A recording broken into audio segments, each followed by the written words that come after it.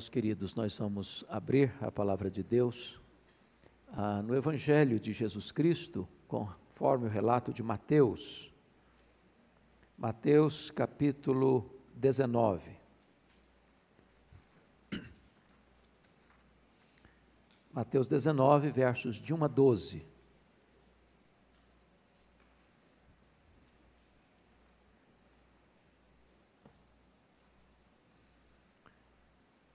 Mateus 19, de 1 a 12, diz assim: E aconteceu que, concluindo Jesus estas palavras, deixou a Galiléia e foi para o território da Judéia, além do Jordão. Seguiram-no muitas multidões e curou-as ali. Vieram a ele alguns fariseus e o experimentavam, perguntando: É lícito ao marido repudiar a sua mulher por qualquer motivo? Então respondeu ele: Não tendes lido que o Criador desde o princípio os fez homem e mulher? E que disse: Por esta causa deixará o homem pai e mãe e se unirá à sua mulher, tornando-se os dois uma só carne? De modo que já não são mais dois, porém uma só carne. Portanto, o que Deus ajuntou, não o separe o homem. Replicaram-lhe: Por que mandou então Moisés dar carta de divórcio e repudiar? Respondeu-lhes Jesus: Por causa da dureza do vosso coração, é que Moisés vos permitiu repudiar vossa mulher. Entretanto, não foi assim desde o princípio. Eu, porém, vos digo: quem repudiar sua mulher, não sendo por causa de relações sexuais ilícitas, e casar com outra, comete adultério. E que casar com a repudiada comete adultério. Disseram-lhe os discípulos: Se essa é a condição do homem relativamente à sua mulher, não convém casar. Jesus, porém, lhes respondeu: Nem todos são aptos para receber este conceito, mas apenas aqueles a quem é dado. Porque eunucos de nascença, há outros a quem os homens fizeram tais, e há outros que a si mesmos se fizeram eunucos por causa do reino dos céus. Quem é apto para o admitir, admita. Eu queria conversar um pouco com vocês hoje sobre casamento e divórcio. O texto revela para nós que, tendo Jesus concluído o seu ensinamento sobre perdão, e é o que está relatado no capítulo 18, ele sai da Galiléia e vai para a Judéia, a leste do Jordão. A Bíblia diz que as multidões o seguiam e ele curou as pessoas enfermas dessas multidões. E Jesus está exatamente no território onde João Batista pregava. E exatamente onde João Batista certamente confronta o rei Herodes, pela sua relação ilícita com Herodias, o que culminou na sua prisão e na sua consequente morte, quando foi degolado por ordem de Herodes. E é nessa conjuntura e é nessa geografia que, diz o texto, vieram alguns fariseus para experimentá-lo com uma pergunta desonesta, com uma pergunta de algibeira, com uma pergunta não para terem a correta informação do correto ensinamento de Jesus sobre o tema, mas buscando nessa pergunta, que era uma espécie de laço, de armadilha contra Jesus, ouvir dele alguma palavra que viesse trazer para Jesus complicação. Com isto, eles estão querendo, na verdade, que Jesus se posicione ou contra Moisés ou contra Herodes. É lícito ao marido repudiar sua mulher por qualquer motivo? Se Jesus se posicionasse de determinada maneira, ele diz: não, mas não é o que Moisés ensinou, você está contra Moisés.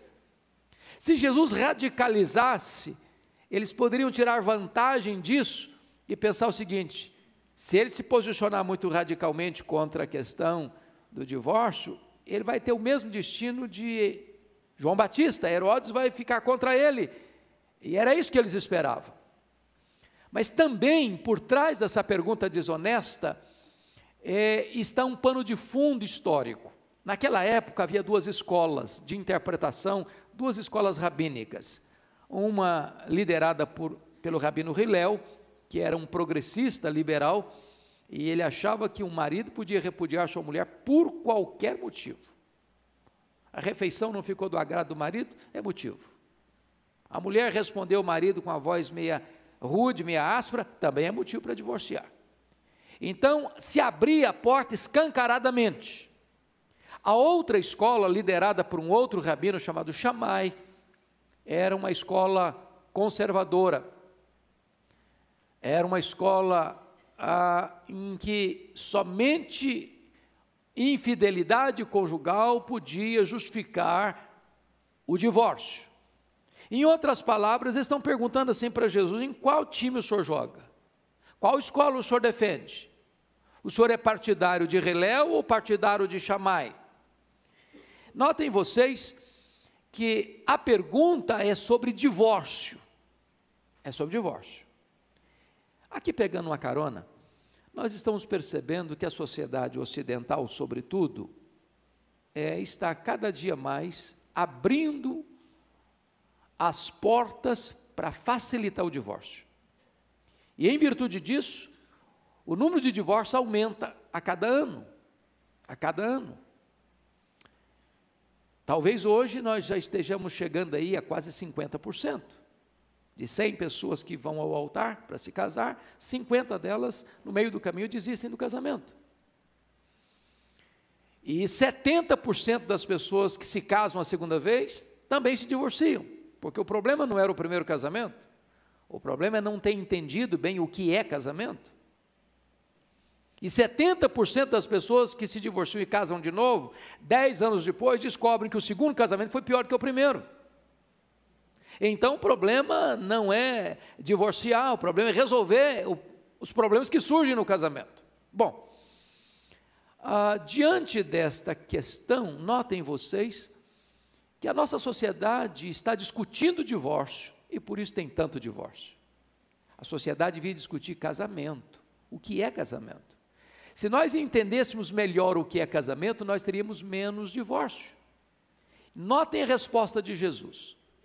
Sempre que alguém trazia uma pergunta de algibeira para Jesus, uma pergunta desonesta, ele não respondia essa pergunta como as pessoas queriam que ele respondesse. No caso aqui, Jesus responde a pergunta dos fariseus com outra pergunta. Não tendes lido? Em outras palavras, vocês não conhecem Bíblia? Vocês não conhecem a palavra de Deus? Vamos ver o que a palavra de Deus diz? E Jesus traz de volta esses fariseus para a Bíblia, para o princípio da criação. E notem vocês que a resposta desconcertante de Jesus mostra algumas coisas importantes. Primeiro, não tendes lido que o Criador, desde o princípio, fez homem e mulher, por isso disse ao homem: deixa o homem seu pai e sua mãe, se une a sua mulher, tornando-se os dois uma só carne, e o que Deus ajuntou não separe o homem.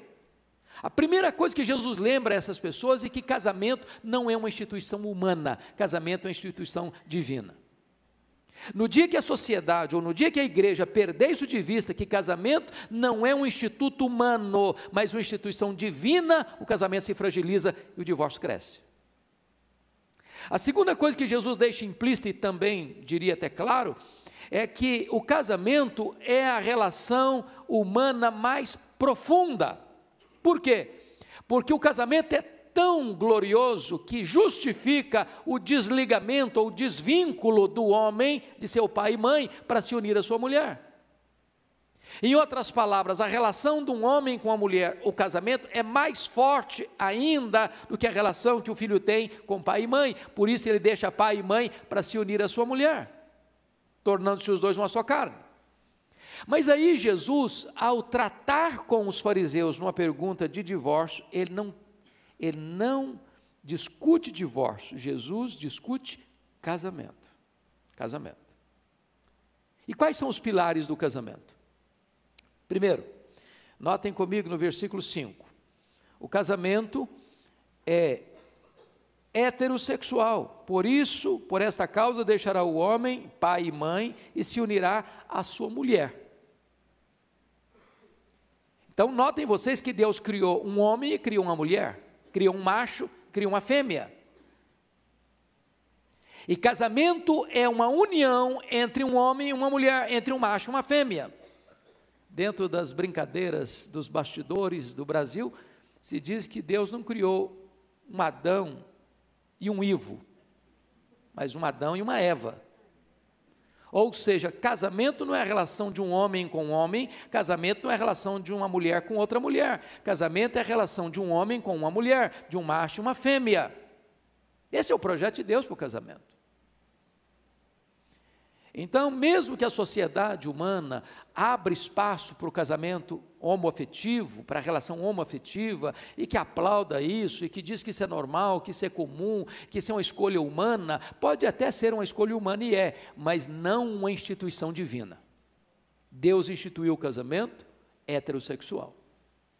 Mas em segundo lugar, o casamento dentro do projeto de Deus, ele não só é heterossexual, ele é também monogâmico, por isso deixa o homem, seu pai e sua mãe se unir à sua mulher e não às suas mulheres. Vale destacar que quando Moisés escreve o Pentateuco, a Gênesis, por exemplo, que institui a questão do casamento, já existia uma cultura poligâmica, mas o preceito divino é monogâmico. É um homem e uma mulher, de tal maneira que tanto a poligenia, um homem ter mais de uma mulher, como a poliandria, uma mulher ter mais de um homem, está fora do projeto de Deus, e isso é ratificado, por exemplo, quando a lei é dada, lá no Sinai. No 10º mandamento está escrito: não cobiçarás a mulher do teu próximo, não as mulheres, mas a mulher do teu próximo. Dentro do projeto de Deus, então, o casamento é monogâmico. Mas em terceiro lugar, o casamento também, dentro do projeto de Deus, é monossomático, tornando-se os dois uma só carne. A palavra soma é corpo. E quando o homem se casa com a mulher se casa com o homem, os dois se tornam uma só carne. Ou seja, o sexo antes do casamento é proibição, o sexo no casamento é mandamento. O sexo antes do casamento é fornicação e é pecado. O sexo fora do casamento é adultério e é pecado. Mas o sexo no casamento é mandamento. De tal maneira que se um rapaz e uma moça, ao namorarem, forem para a cama, eles estão pecando. Agora, se marido e mulher não vão para a cama, eles estão também pecando. Porque se o sexo fora do casamento é pecado, a ausência de sexo no casamento também é pecado. Essa é uma instituição divina. O sexo não é pecado, o sexo é bom, o sexo é puro, o sexo é santo, o sexo é deleitoso. E Deus instituiu o casamento para que o sexo fosse usufruído de forma plena, maiúscula, abundante e legítima. Então o casamento é monossomático.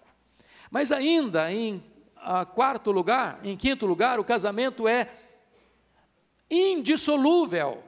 Olha comigo o versículo de número 6, de modo que já não são mais dois, porém uma só carne, portanto o que Deus ajuntou, não separe o homem. Vamos entender bem isso aqui, porque algumas pessoas criam algumas justificativas para o divórcio. Bom, quando eu me casei, pastor, eu nem sabia o que era isso.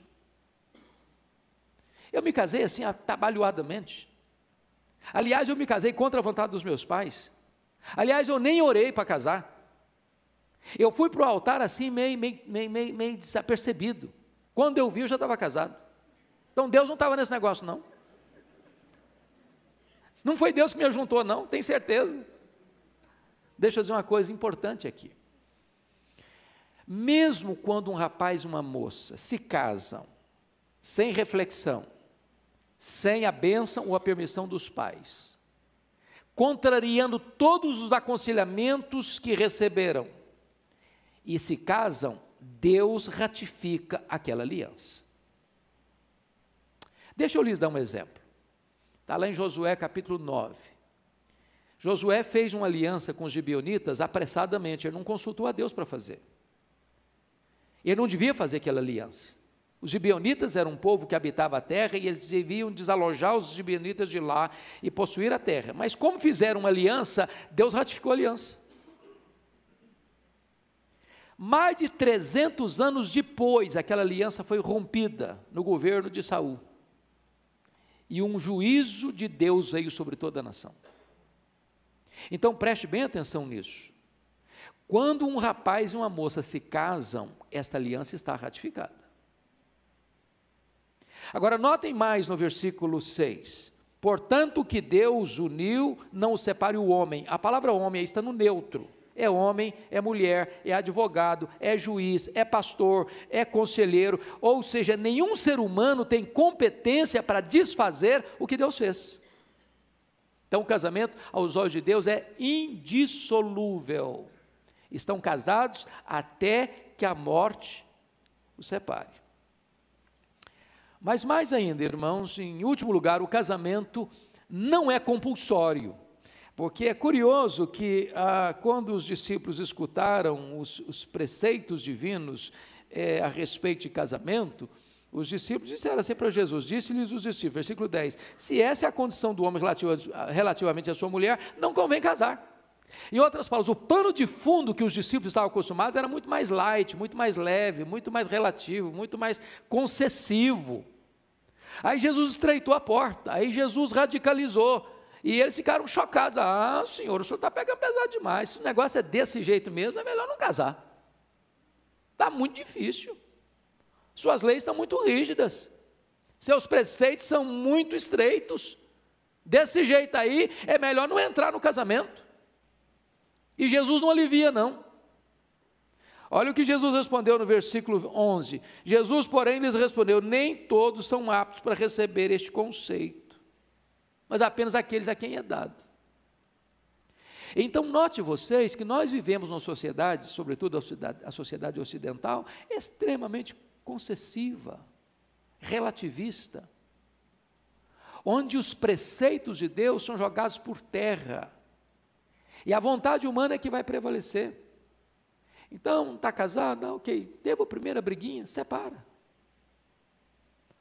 Está tendo dificuldade aí de relacionamento? Separa. Incompatibilidade de gênio, não dá certo, separa. A pessoa já não tem mais aquela beleza, 5 estrelas da época do casamento, também separa. É muito importante que casamento não é a união de dois iguais, casamento é a união de dois diferentes. Casamento é um mistério, gente, é um mistério. Eu nem fico muito espantado quando um casamento dá errado, eu fico impressionado quando um casamento dá certo. Já dizia o sábio lá, há 3 coisas que me deixam impressionados, me encantam muito, o caminho da águia no céu, o caminho do navio no mar, e o caminho da cobra em cima da pedra, isso me deixa impressionado. Agora uma 4ª coisa eu não entendo, é o caminho de um homem com uma mulher. Casamento é uma coisa para mim misteriosa, mas é uma instituição divina. Então não fique pensando em pular fora do barco do casamento, porque houve uma discussão, porque houve um atropelozinho, porque houve uma dificuldade na relação. Não existe esse negócio de casamento perfeito. Todo casamento tem problema, é a união de 2 diferentes. Tem luta, tem discussão sim. Mas é necessário que esse casal entenda que casamento foi uma instituição divina, e que esse casamento não pode ser abandonado por uma crise qualquer, por uma tempestade qualquer na navegação da vida. O que o Senhor Jesus está querendo dizer agora no versículo 12 é o seguinte, porque há eunucos de nascença, a outros aqui os homens fizeram tais, e a outros a si mesmos fizeram eunucos, por causa do reino dos céus. Quem é apto para o admitir, admita. Casamento não é compulsório. Não é compulsório. Imagine que uma pessoa diz, eu quero ficar solteiro, ou solteira. Ok, você não está pecando por isso. Agora, faça-me o favor de não viver abrasado, porque é melhor casar que viver abrasado. Mas se a pessoa administra bem isso, não há pecado nisso. Então, Jesus está dizendo o seguinte, tem eunuco, que é de nascença, a pessoa ele tem o dom do celibato, ele não tem necessidade de casamento. Tem outro que foi castrado, aí não tem jeito mesmo, ele não queria, mas aconteceu. Nos haréns, por aí afora no mundo até hoje, não existe isso. Há outros que se fizeram eunucos por causa do reino dos céus. Talvez é o caso do apóstolo Paulo, que opta por não se casar para dedicar-se com mais atenção ao ministério, à obra de Deus, sobretudo no mundo que ele vivia de perseguições e sobretudo num ambiente onde ele tinha que se deslocar para tantos lugares do mundo. Se tivesse família constituída, talvez tivesse algumas dificuldades de fazer o trabalho que ele estava fazendo. O que Jesus então está estabelecendo é que o casamento não é compulsório. Há um ditado chinês que diz assim: abra bem os olhos antes de se casar, depois feche-os. Que tem gente que fecha os olhos antes de se casar e depois abre. Ah, mas eu não esperava que você fosse assim. Ah, mas você não era, porque não olhou direito. É para isso que tem namoro. Namoro é para saber essas coisas. Porque se o namoro é ruim, isso é um ensaio para um casamento trágico. Então abra bem os olhos agora. Depois que você entrou, aguente, fica firme. Trate desta relação para que ela seja saudável. Pois bem, aí vem a segunda pergunta dos fariseus. A primeira foi uma pergunta desonesta, a segunda foi uma pergunta de ignorância.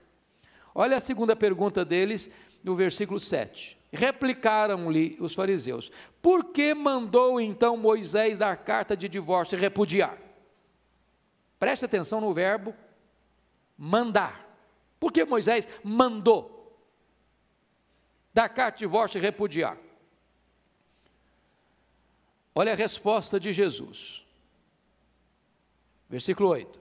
Respondeu-lhe Jesus: por causa da dureza do vosso coração é que Moisés os permitiu repudiar vossa mulher.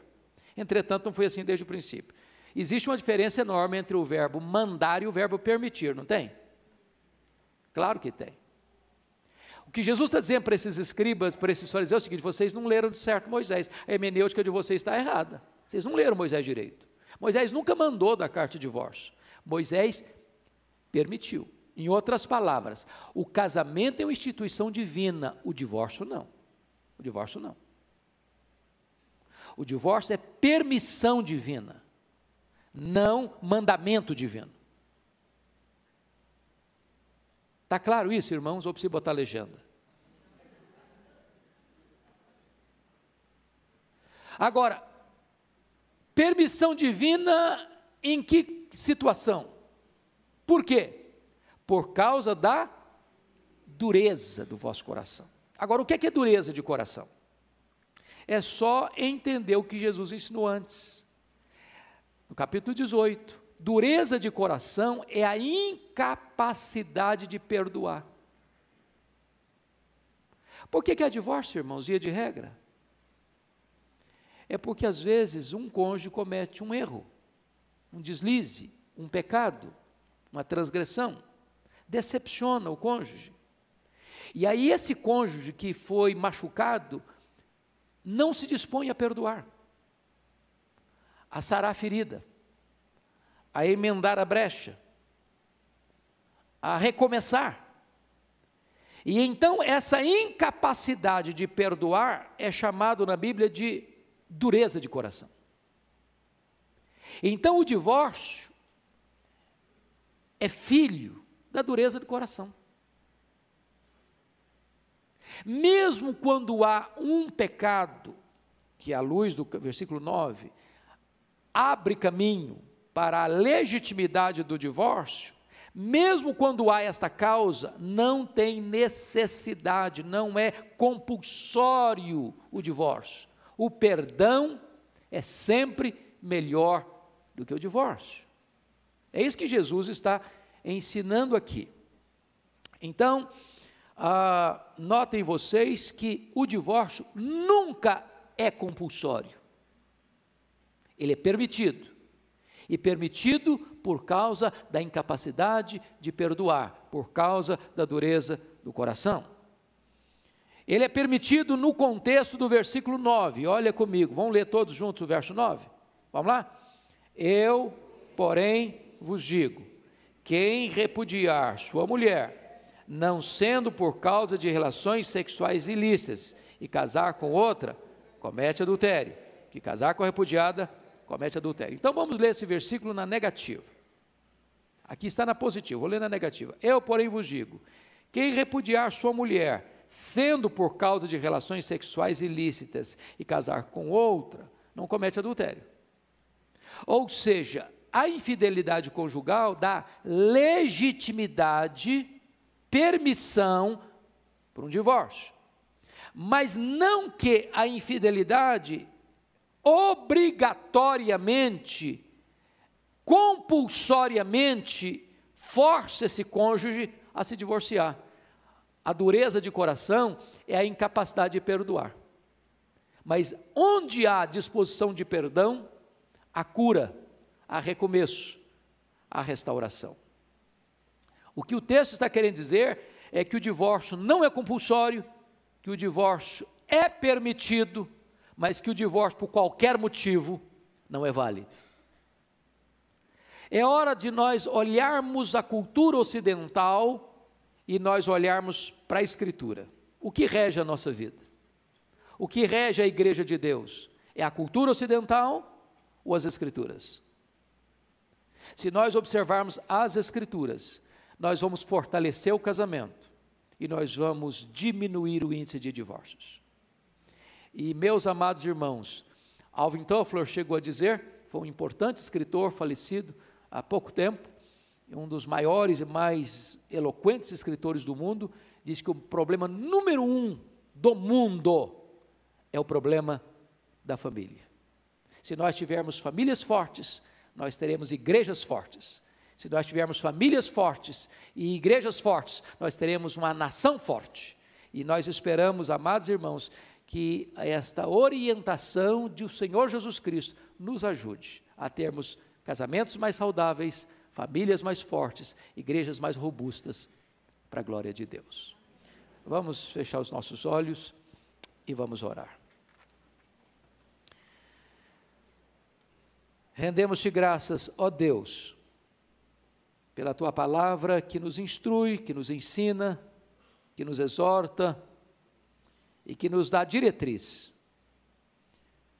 Nós queremos orar agora pelos jovens desta igreja e de todos aqueles que estão sendo alcançados por esta voz, para que esses jovens sejam criteriosos no seu namoro, para que esses jovens possam ter balizas claras, seguras, a fim de que possam entender que o casamento precisa ser no Senhor.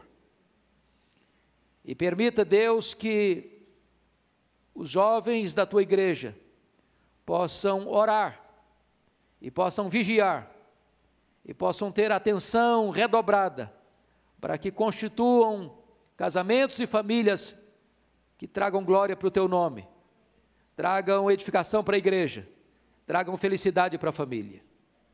Agora nós oramos pelos casais aqui presentes, e por todos quantos estão sendo alcançados por essa voz, para que eles cuidem da sua vida pessoal, para que cuidem da sua vida conjugal, para que haja, Deus, harmonia no casamento, para que haja paz na família, para que haja diálogo, para que haja respeito, para que haja afeto, para que haja carinho, para que haja perdão, para que haja correção de rota, para que haja reinício, para que haja, meu Deus, abundante alegria e plena felicidade dentro da família.